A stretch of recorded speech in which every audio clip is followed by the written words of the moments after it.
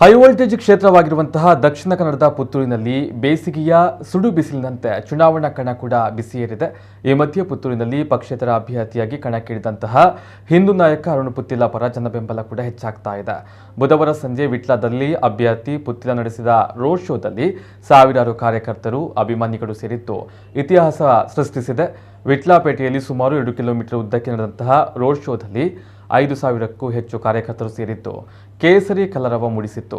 Road show ಬಳಿಕ ಅರಮನೆ ಗದ್ದೆಯಲ್ಲಿ ನಡೆದಂತಹ ಸಮಾವೇಶದಲ್ಲಿ ಮಾತನಾಡಿದಂತಹ ಅಭ್ಯರ್ಥಿ ಅರುಣ್ ಕುಮಾರ್ ಪುತ್ತಿಲ, ವಿಶ್ವಾಸದ ರಾಜಕಾರಣವನ್ನ ಮಾಡುವ ಮೂಲಕ ಜನಸಾಮಾನ್ಯರ ಕಷ್ಟಕ್ಕೆ ಸ್ಪಂದಿಸುವ ಕಾರ್ಯ ಮಾಡಲಾಗುವುದು.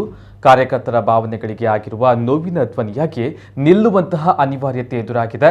ದೇಶದ್ರೋಹ, ಅಶಾಂತಿ, ಮತಾಂಧತೆಯನ್ನು ತಡೆಯುವ ನಿಟ್ಟಿನಲ್ಲಿ ಕೆಲಸ ಕಾರ್ಯ ನಡೆಯಬೇಕಾಗಿದೆ. ವಿಟ್ಲದಲ್ಲಿ ಶಾಸಕರ ಕಚೇರಿ ತೆರೆದು ವಾರದಲ್ಲಿ 2 ದಿನ ವಿಟ್ಲದಲ್ಲಿ ಇರುತ್ತೇನೆ ಎಂದು ಘೋಷಣೆ ಮಾಡಿದರು.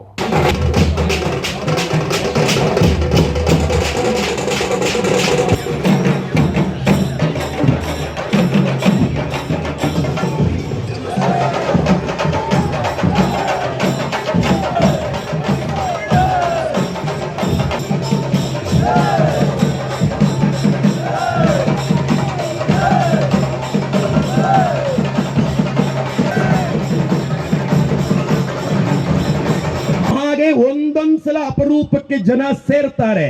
ನಾಮಪತ್ರ ಸಲ್ಲಿಕೆಗೆ ದರ್ಭೆಯಿಂದ ಮಿನಿ ವಿಧಾನಸೌಧದ ತನಕ 10,000 ಜನ ಬರೋಬ್ಬರಿ ನಾವು ಸೇರಿದ್ದವಲ್ಲ, ಅವರು ಸೇರಿದ್ರು. ಈ ಕ್ಷೇತ್ರದಲ್ಲಿ ಹಿಂದುತ್ವವನ್ನ ಪ್ರತಿಪಾದನೆ ಮಾಡ್ತೇನೆ. ಭ್ರಷ್ಟಾಚಾರ ರಹಿತ ಆಡಳಿತವನ್ನ ಕೊಟ್ಟು ಈ ಸಮಾಜದ ಕಟ್ಟ ಕಡೆಯ ವ್ಯಕ್ತಿಯ ಬದುಕಿಗೂ ಹೊಸ ಚೈತನ್ಯವನ್ನ ಕೊಡ್ತೇನೆ. ಈ ಸಮಾಜದಲ್ಲಿ ಅಭಿವೃದ್ಧಿಯ ಜೊತೆಗೆ ಪ್ರೀತಿ ವಿಶ್ವಾಸದ ರಾಜಕಾರಣ ಮಾಡ್ತೇವೆ ಅನ್ನತಕ್ಕಂತಹ ಪಕ್ಷಗಳ ಆಶ್ವಾಸನೆಯಿಂದ ನೊಂದು ಈ ಬಾರಿಯ ಚುನಾವಣೆಯಲ್ಲಿ ಕಾರ್ಯಕರ್ತನ ಧ್ವನಿಯಾಗಬೇಕು.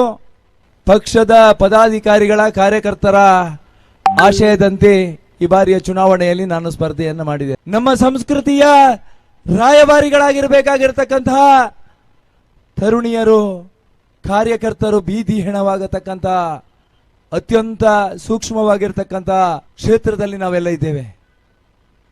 ಅಪಮಾನಗಳು, ಅವಮಾನಗಳು, ಹಿಂದೂ ವಿರೋಧಿ ಧೋರಣೆಗಳು, ಸಂಘರ್ಷದ ಮುಖಾಂತರ ಧಾರ್ಮಿಕ ಶ್ರದ್ಧಾ ಕೇಂದ್ರಗಳ ಮೇಲೆ ನಡೆಯತಕ್ಕಂಥ ಆಕ್ರಮಣಗಳು, ಸಾವಿರಾರು ಸವಾಲುಗಳ ನಡುವೆ ಈ ಸಮಾಜವನ್ನ ಮುನ್ನಡೆಸಬೇಕಾಗಿರ್ತಕ್ಕಂತಹ ಜವಾಬ್ದಾರಿಯ ಜೊತೆಗೆ ಧರ್ಮವನ್ನ ರಕ್ಷಣೆ ಮಾಡ್ತಾನೆ ಅನ್ನತಕ್ಕಂಥ ಒಂದೇ ಒಂದು ಆಶ್ವಾಸನೆಯನ್ನು ಈ ಸಂದರ್ಭದಲ್ಲಿ ನಿಮ್ಮ ಜೊತೆಗೆ ನಾನು ಕೊಡಬಲ್ಲೆ.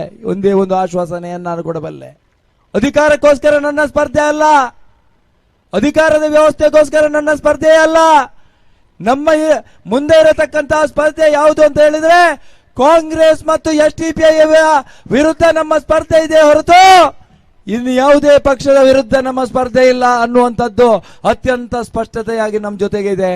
ಯಾವ ಸಮಾಜಕ್ಕೆ ಶಕ್ತಿಯಾಗಿ ಈ ಸಮಾಜದ ಜೊತೆಗೆ ಸಾಗಬೇಕಾಗಿರ್ತಕ್ಕಂತಹ ಕಾಂಗ್ರೆಸ್ ಪಕ್ಷ ದುರಾಡಳಿತದ ರಾಜಕಾರಣದ ಮುಖಾಂತರ ಸಮಾಜವನ್ನು ಒಡೆಯತಕ್ಕಂತಹ ಕೆಲಸ ಕಾರ್ಯವನ್ನ ಮಾಡಿತು.